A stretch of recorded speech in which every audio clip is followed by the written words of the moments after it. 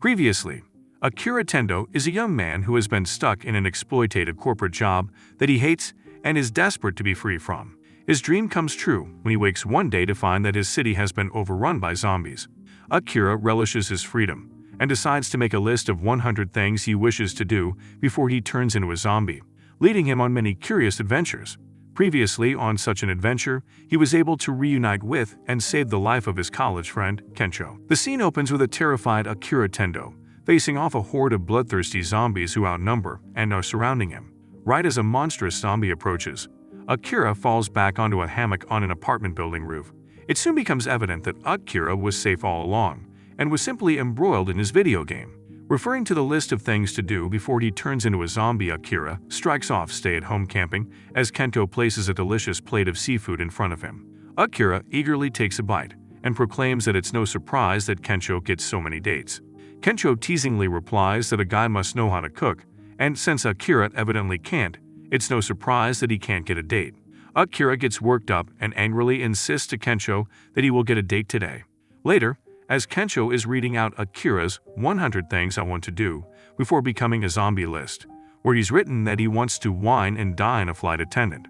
Without waiting for Akira's confirmation, Kensho goes ahead and adds his ambition of becoming a stand-up comic to the list, while Akira is scrambling to stop him.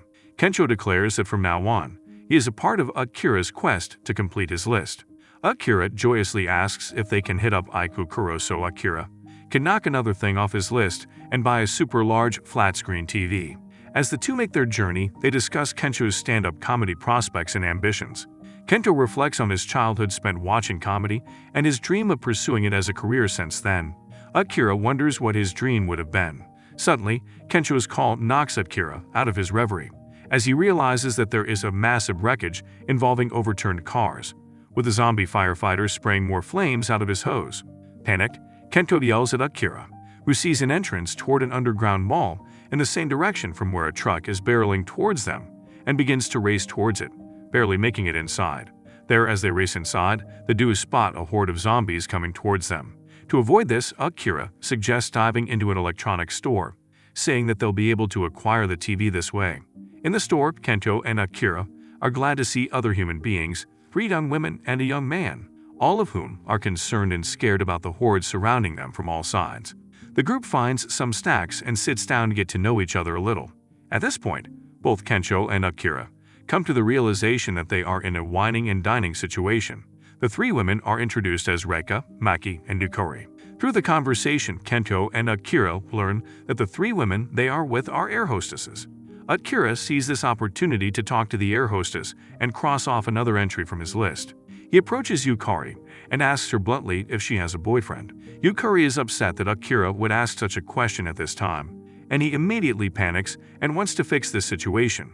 Akira eventually becomes determined to wine and dine an air hostess, and seizes a bottle of tequila, declaring that he will snort it all.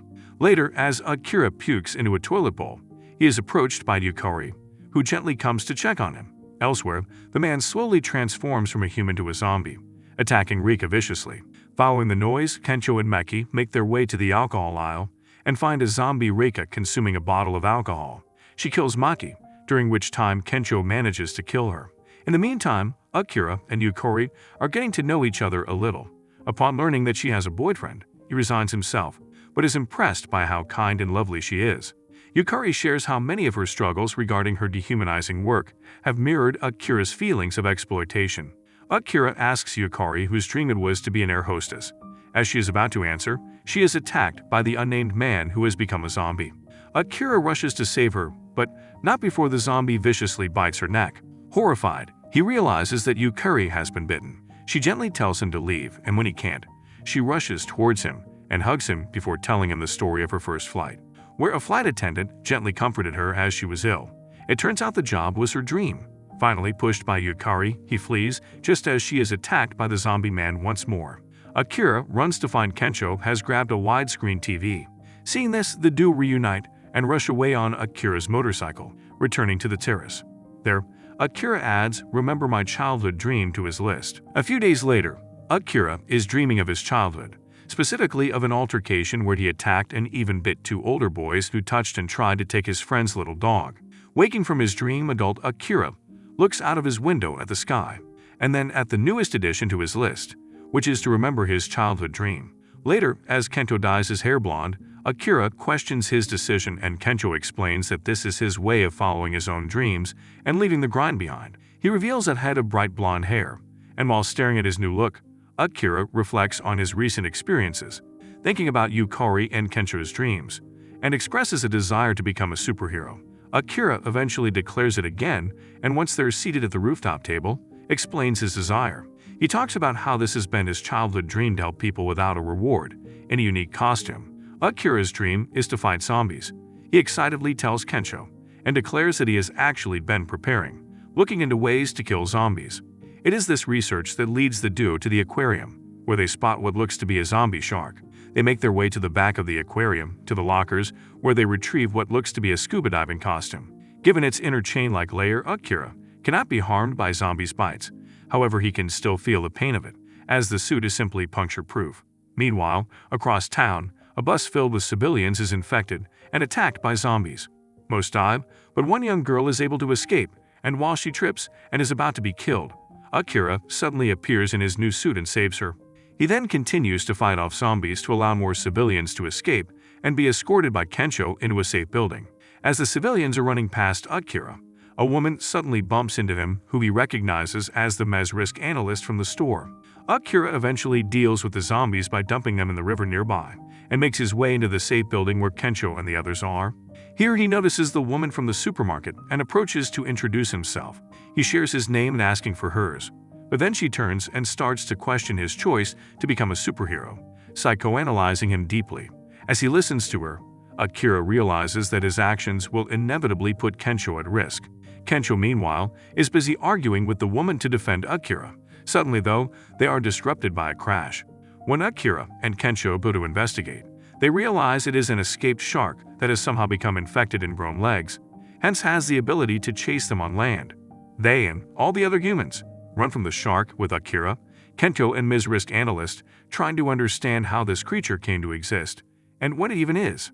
As they rush away, that hysterical girl from the bus knocks Risk Analyst over. Once they're barricaded in a safe room, locked in by a warp door, Akira and Kento realize that Risk Analyst isn't there and try to go back for her, but find themselves stuck. As Kento tries the door, Akira manages to somehow sneak out and get to the Risk Analyst right before she is about to accept her fate and be eaten by the infected shark. Together, the duo face the shark and try to think of a plan to get out of this predicament. As they start running away from the animal, the Risk Analyst puts forth a suggestion to shock the shark's primary sensory organs. The attack is a long shot, but it is all they have. Akira distracts the shark while the Risk Analyst gets electromagnetic supplies to shock it. Batteries in hand, he runs for the shark, successfully attacking it with the crackle thunder and killing it in a dramatic, electrocuted fashion. Later, as the three of them walk by the river, Akira knocks remembering my childhood dream off his list and declares to Kento that he's not interested in any reward. He just wants to help people. The Risk Analyst follows along, listening to them and answering their questions about her future. She has no interest in being part of big groups again and rejects Akira's offer to stay with the duo. However, Kento encourages him to not back down, and emboldened, Akira admits that he would have come back to save her because she's dear to him now, not because she was a stranger. Right before the two men are about to leave on their motorcycle, she shyly shares her contact info via QR code, revealing that her name is Shizuka Mikazuki. Now in another place, Kento and Akira steal some solid gold watches, another dream on Akira's list, but unbeknownst to them, they are being filmed by a secret camera. Later that night, after they are done messing around and grappling with the worsening situation around them, Kento wonders if they should be considering a long-term safer plan. Initially, Akira appears to be listening, but soon becomes distracted by the Tokyo night sky, now visible since the electricity has gone out. Seeing it, Akira proposes that the duo should travel to Gunmat, his hometown. Hence, it's decided. The next day, Kento overpacks for their trip, while Akira reflects on his college and work life. The duo departs on Akira's bike, but Akira proposes getting an RV to safely and successfully make the trip. When the duo reaches the vehicle dealership, they unexpectedly reunite with Shizuka, the Risk Analyst who Akira had previously met and saved. She is still uninterested in forming an alliance and seems to have the same plan of obtaining an RV. Eventually, the guys convince her to join them. Despite this, they continue to fight about which RV to choose based on appearance and interiors. Finally, once the group starts on their journey, Shizuka and Akira discuss the possibility of curing the virus in people to potentially save the world. After some time, the group gets trapped by a spike strip, and Kensho, who was traveling separately on a motorbike, is badly injured. It's revealed that the group who laid the strips is led by Chief Kosugi, who used to be Akira's aggressive, insulting boss. Shocked to see him and haunted by the memory, Akira has a panic attack. Meanwhile, Kosugi points out the dire situation he is in and offers to help him with medicine and food in exchange for his help. While Akira absorbs this, Shizuka reveals she has figured out Kosugi's scheme of trapping and robbing people. But Kosugi seems unbothered. Akira, though terrified, accepts Kosugi's deal to work for him for 2 days to save his friends. Kosugi takes Akira to his site, where ordinary people are being put to grueling tasks. While Kosugi laughs and talks about their shared past, Akira is horrified. As Shizuka tends to Kensho, they worry for Akira's fate. He, meanwhile, is engaged in exhausting work in the heat. Akira tries to remind himself that the situation is temporary, and to cheer himself and everyone around him up, decides to chill beers for everyone to drink later. However, Kosugi catches him and is about to humiliate him when some employees come in and start asking about the cool beer. Analyzing the situation, Kosugi takes all the credit for Akira's efforts. Looking outside, Akira is horrified to realize that Kosugi is using the zombies as workers as well. However, Kosugi simply sees them as pieces of equipment. He begins to berate Akira, who becomes overwhelmed by the trauma of his experience.